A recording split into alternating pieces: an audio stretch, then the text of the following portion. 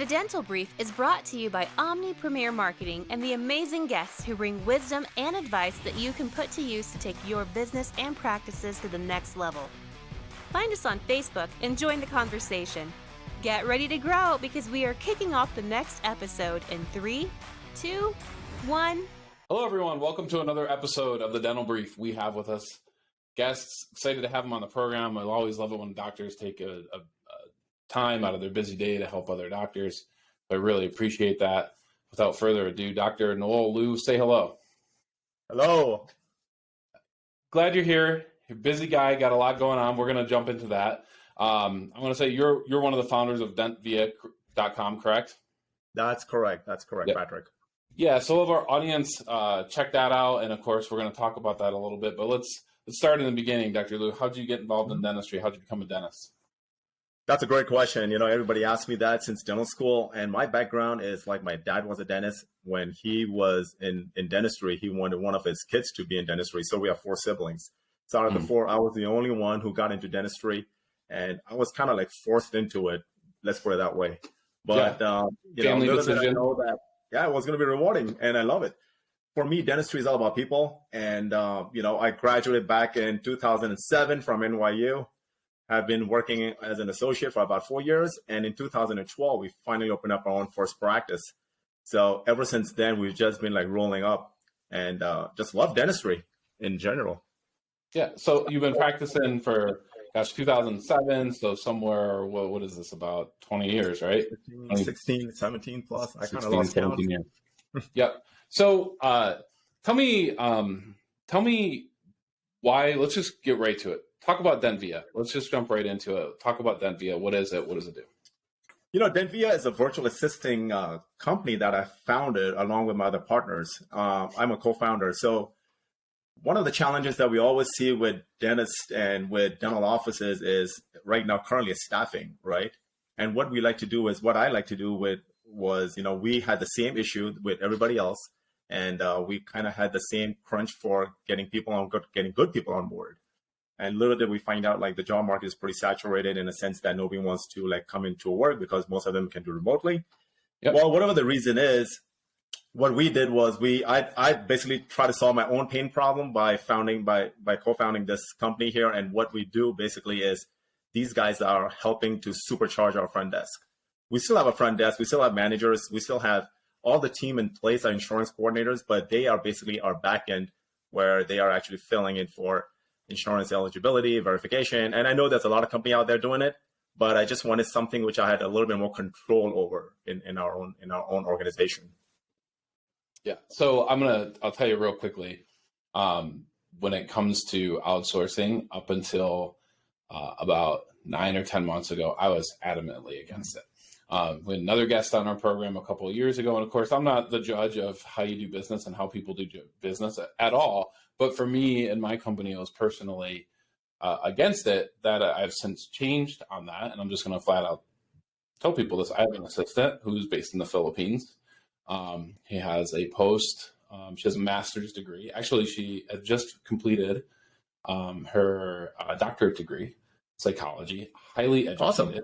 English is amazing, right? Her spoken English is amazing. It's her first language. Written English is amazing. Wow. She works our hours and U.S. hours, 4 days a week, not 5 days a week, but 4 days a week. Great. So part-time. And it's been an amazing experience. She does a lot of the little tiny tasks that are so important that they get done correctly, but that I really don't have time to do or I shouldn't be doing. What I've learned throughout this journey, and you're the expert on the subject, but I'm just letting our team know, I'm just letting our listeners know that outsourcing is something that I now endorse. What outsourcing actually has done for our company is it's allowed us to pay our employees here in the States more money. It's allowed us to give them better benefits. And a lot of people leave dentistry assistants, front office staff, because they're just simply not getting paid the wages that they need. So if you need 3 employees to complete a task in your office and you're able to pay one really good wages where they live, but a third of the price of what it would cost you to pay someone here, or a fourth or fifth, that actually enables you to pay your team here more money. I think it's actually better for our local economies. What do you think about that? You hit it right on the spot there, Patrick, because that is one of the biggest challenges that we had And, my biggest concern, I was in the same boat like you, and my biggest concern was HIPAA, and biggest concern was, privacy. So how do we do that? Which is why what I like to say, like we are differentiated, is that one of my partners, he actually travels to Philippines. He spends there like at least 6 months out of the year, and he's on it. So we are not like RVA. It's not like, sitting at home, but I did command that I wanted a dedicated center for these guys to come in, clock in, make sure all the computers are security passcode protected. And, at the end of the day, most of our dentists and our dental colleagues, they'll have the, notion that, hey, is it safe?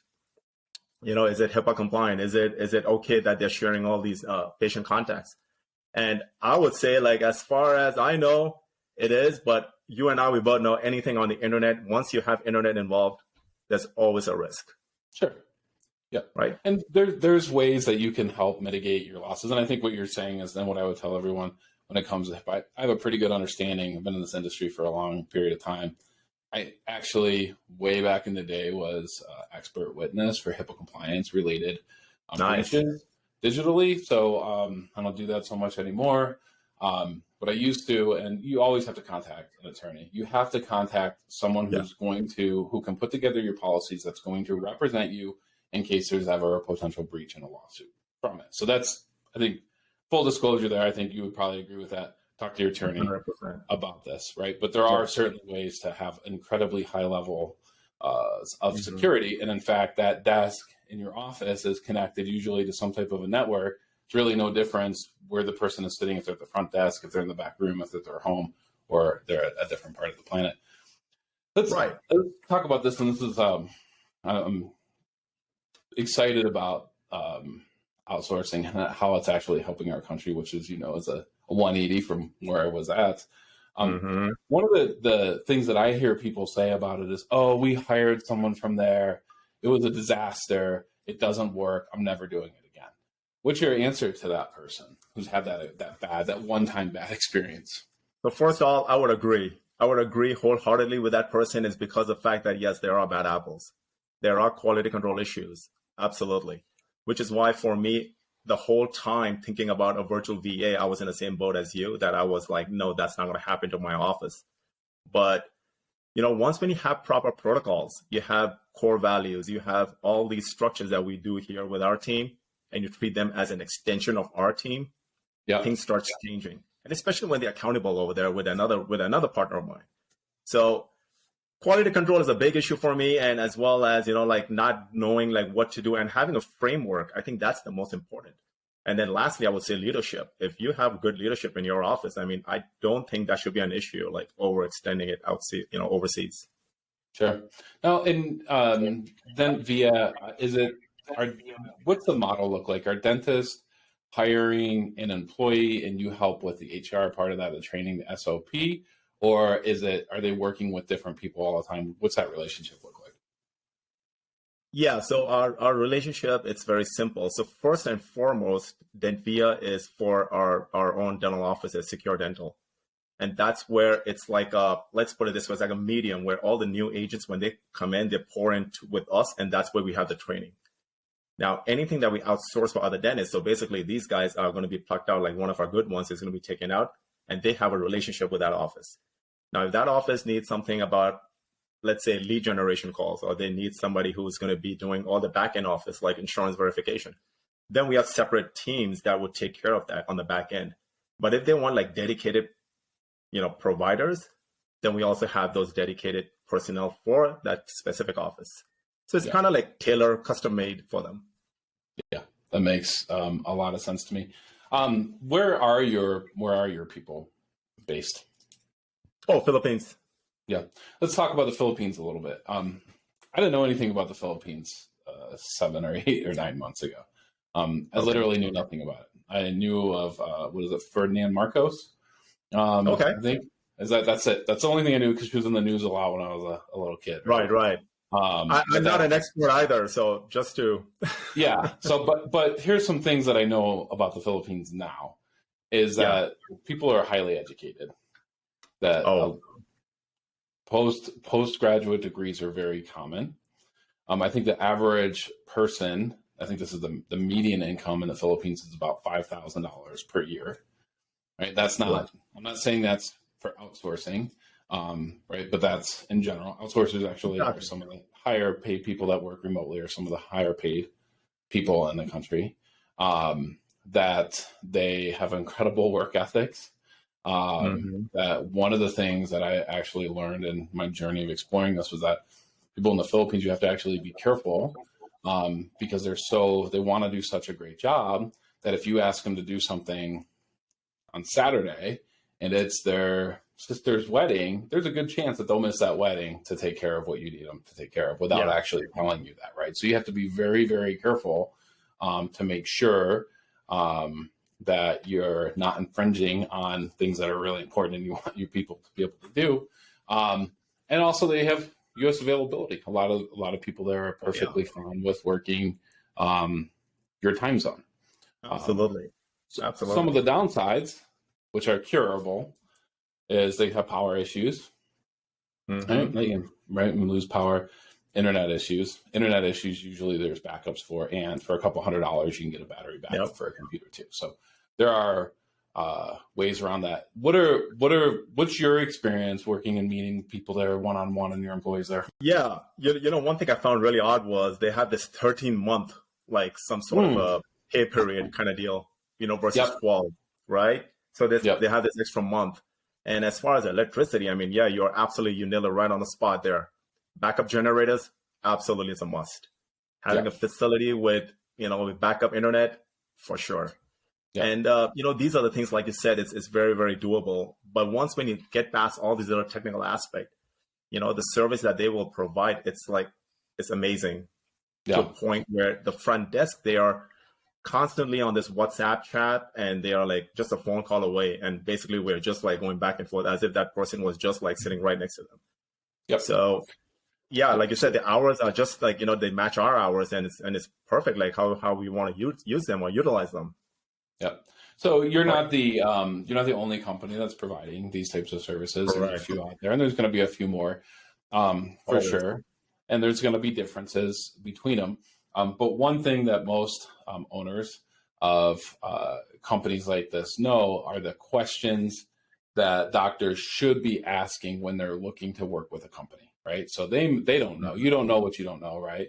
But you do. So what are these? What are some of the questions if a doctor is considering outsourcing, using a company like yours, or choosing a company like yours? What are some of the questions they should be asking that company? Number one, they will always ask is, how are they sounding on the phone? That's question number one. Number two is you definitely want to take a test call and see how they ask and how they answer. Number two is definitely the privacy that we discussed about. Is it safe? Is it safe to share my data out there? And that's one of those things where I always say, like, if you're on the internet, you're already at risk.